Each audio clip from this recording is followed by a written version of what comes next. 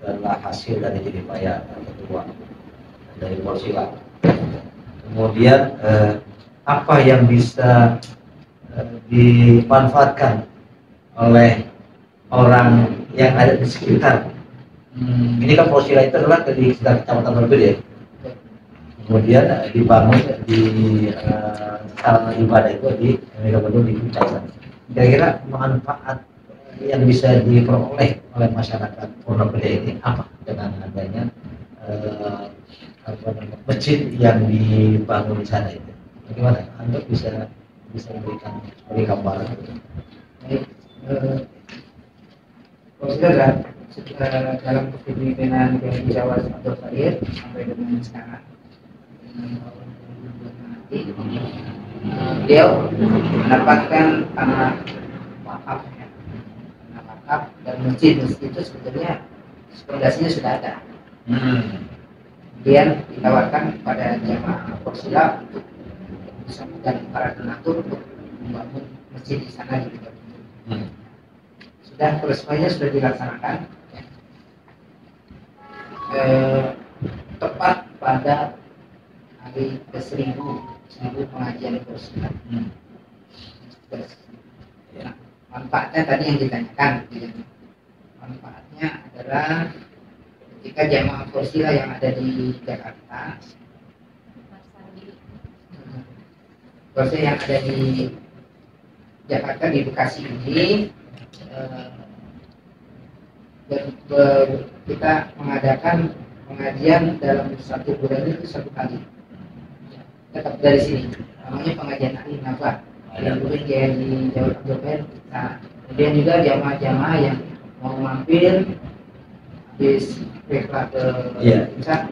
Ya, artinya bahwa tetap masyarakat atau para kiai, para ustaz, para asatidz yang ada di pondok itu bisa memanfaatkan juga sarana berdakwah itu di sana, sehingga walaupun jauh itu bisa manfaatnya untuk berdakwah di sana, sehingga tidak mengurangi semangat untuk berdakwah walaupun itu jauh dari maksudnya dari pusat pendirian itu lagi.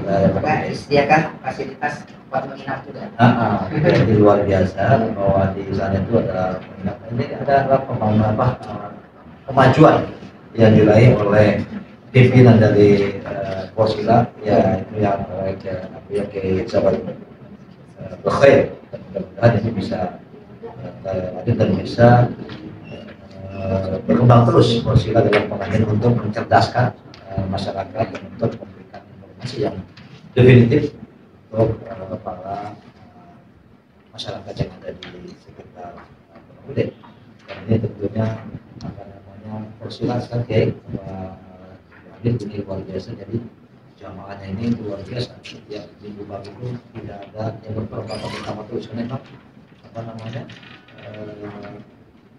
banyak ilmu-ilmu yang diambil oleh masyarakat dari kiai-kiai yang ada di Polsila sendiri. Saya antum di Polsila sebagai apa? Saya belum masuk ke jajaran pengurusnya. Hanya aktif aja. Aktif. Siapa yang membuat konten-konten Polsila dalam ketika penyampaian para kiai-kiai itu dalam penyampaian pengajian? Dan kita apa kira-kira atau dulu tadi siapa yang buat konten dalam pengajian itu? Ada materi yang disampaikan oleh para kiai. Kontennya yang dibuat kebetulan yang membuat siapa? Saya bawa teman saya, namanya Saprudin. Juhaidin. Ya? Juhaidin. Nah, saya mau cek atau kenal. Juhaidin.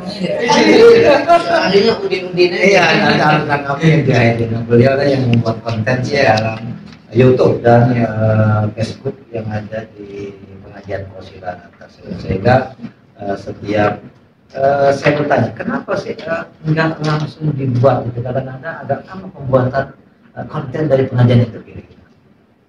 Kadang-kadang bisa 2 hari, bisa betul nggak? Ya, Juhaidin. itu gimana itu? Kenapa bisa lama begitu? Karena butuh waktu untuk mengedit. Iya. Ini dia tidak sebetulnya di konten yang disampaikan itu. Jadi kira-kira dari beberapa kiai itu yang ngaji Porsila ada berapa kiai yang aktif dalam yang pengajar itu, dan apa-apa kitabnya yang diajar oleh para kiai di Porsila itu? Baik, untuk minggu pertama itu adalah Dr. Kiai Haji Ahmad Muradi MA, dosen UIA juga. Iya. Kiai Haji Muradi ini kitabnya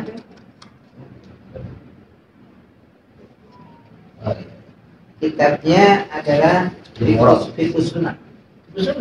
Iya. Ah, benar. Bisa apa? Kalau saya informasi dari Buya Kiai Jawa itu Fiqhus Sunnah. Gunung Keloro. Oh iya maaf. Saya tahu kan. Iya. Keloro. Maaf. Karena kan minggu pertama Dr. Kiai Haji Ahmad Muradi itu kitabnya Bulughul Maram. Ya, betul. Ini nama kitabnya ada. Iya. Bulughul Maram, ya.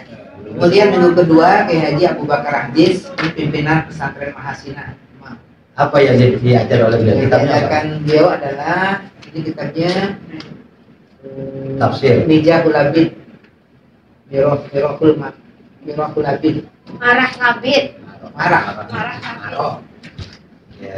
Marahul Labid ini harus tahu itu dengan tafsir Munir juga. Ya, tafsir. Tafsir Munir ya. Minggu kedua itu kajian kitabnya. Dan yang minggu ketiga adalah baru Kiai Haji Ubaidillah Abdul Jalil, ini ketua MUI Kecamatan Pondok Gede. Ya, Ubaidillah Abdul Jalil, kitabnya adalah Fiqhus Sunnah. Fiqhus Sunnah. Kemudian berikutnya ketua Porsila sendiri yaitu Kiai Haji Jawad Abdul Khair, kitabnya adalah Risalatul Muawanah. Nama kitabnya itu kajian kitabnya setelah akhir relatif, kemudian kajian kitab. Oke, dalam Porsila itu ada nggak evaluasi dari masyarakat? Maksudnya dari jamaah yang mengaji itu terhadap kiai-kiai atau guru yang mengajar di Porsila. Misalnya, apakah dia mengajarnya kurang semangat, atau mungkin bisa pembahasannya kurang menarik, atau penyampaiannya kurang menarik, sehingga masyarakat ada yang komplain, atau pernah nggak mendengar antum sebagai penulis tentang kondisi masyarakat atau jamaah yang mengikuti pengajian itu? Kali ada yang bilang, oh kayak ini ngajarnya begini ada nggak? Enggak, ini harus terus, jadi harus dievaluasi. Bagaimana ya? Terus karena ini adalah untuk nanti perbaikan. Jadi jangan sampai misalnya Porsila terus tapi tidak jamaahnya itu ngaji karena terpaksa, atau karena bukan mencari ilmu pengetahuan, atau bukan mencari pemahaman yang lebih baik. Berdasarkan kemampuan dari jamaah untuk penyampaian seperti Dr. Ahmad Muradi ini kan datang begitu, kemudian memang yang bagus itu dibuka tanya jawab seperti itu. Maksud saya itu, jadi harusnya itu sekarang udah zaman terbuka, jadi tidak hanya begitu menyampaikan begitu saja. Jadi nanti masyarakat ikut proaktif dalam pengajian ini itu. Kalau bisa nanti itu ada semacam tanya jawab, walaupun misalnya 10 menit atau berapa, jadi nggak menyelonong gitu aja gitu, tanpa adanya koreksian atau tanpa adanya, bukan memuji guru, bukan, tapi adalah untuk bisa saling berbagi pengetahuan di Porsila sendiri. Jadi ini ada yang komentar masyarakat atau jamaah Porsila tentang guru-guru atau kiai yang mengajar itu. Ada termasuk Kiai Ya. Apa yang diprotes oleh yang dikomentari oleh jamaah ketika setelah ngaji dari beliau? Beliau menyampaikan secara umum aja, dan semua mazhab itu disampaikan pendapat-pendapatnya. Kan maksud itu bagus nggak menurut jamaah? Menurut jamaah yang Bagaimana komentar tentang masalah ya materi yang disampaikan oleh Kiai Ubaidillah itu? yang ada dasar pengetahuan agamanya bisa saja memahami seperti itu. Tetapi ada pun jamaah yang masih kurang pengetahuan agamanya, itu diajak begini boleh gitu. Artinya pendapat malam itu disampaikan seperti itu, dan Kiai Ubaidillah sila maaf, jadi kok ini ada beberapa pendapat gitu, ada kebingungan. Nah, ya harusnya memang dijelaskan. Jadi nggak dijelaskan tentang misalnya Imam Hanafi masalah batal wudu misalkan batal wudu itu ya harus jelaskan alasnya kenapa misalnya anak Imam Hanafi itu tidak membatalkan wudu misalnya bersentuhan dengan wanita gitu. Jadi ada dalil-dalil yang bisa masyarakat menerima, jadi tidak asal di komentar begitu saja sehingga merasa kebingungan tentang perbedaan-perbedaan pendapat. Saya juga nanti tentang fikih sunnah mengajar bapak-bapak ini, tapi saya bukan tanggung jawab. Jadi saya bukan tanggung jawab, kita 10 menit, 15 menit. Jadi keraguan-keraguan yang mereka rasakan di masyarakat itu sehingga dia bisa bertanya kepada yang mengajar itu, sehingga keraguan itu hilang, sehingga tidak menjadikan bahwa nanti bukan menjadi gibah gitu ketika keluar dari pengajian, sehingga nah itu kan jadi ngomongin guru nggak boleh, jadi dosa. Iya. Nah, itu yang menjadi masalah gitu. Jadi guru jangan ngomongin gitu. Apalagi guru. Nggak boleh.